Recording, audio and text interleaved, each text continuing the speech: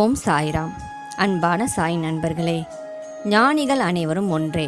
ஆம், 1917 ஆண்டில் ஹரிபா கர்னிக் என்பவர் ஷீரடிக்கு குரு பூர்ணிமா தினத்தன்று பாபாவை வணங்கினார். உடைகளையும் தட்சிணையும் சமர்ப்பித்தார். ஷாமா மூலமாக பாபாவிடம் விடைபெற்ற பிறகு மசூதி படிகளில் இருந்து இறங்கினார். பின் ஏனோ இன்னும் ₹1 பாபாவுக்கு தட்சிணையாக கொடுக்க எண்ணினார். எனவே அவர் திரும்பி பார்த்து மறுபடியும் படியில் ஏறினார். ஆனால் ஷாமா வரவேண்டாம் என்று ஜாடை காண்பித்தார். எனவே அவர் வீட்டுக்கு கிளம்பிவிட்டார்.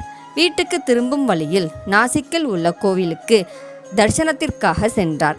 அங்கு நரசிங்க மகாராஜ் என்ற ஒரு ஞானி இருந்தார்.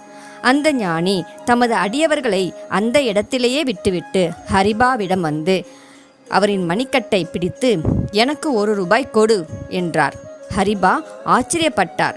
சாய்பாபாவிடம் தான் கொடுக்க ஆசைப்பட்ட ₹1 நாசிக்கை சேர்ந்த நரசிங்க மகாராஜ் என்ற ஞானி எப்படி வாங்கினார் என்றுதான். இந்த கதையின் மூலமாக ஞானிகள் அனைவரும் ஒன்றே என்று நாம் தெரிந்து கொள்ளலாம்.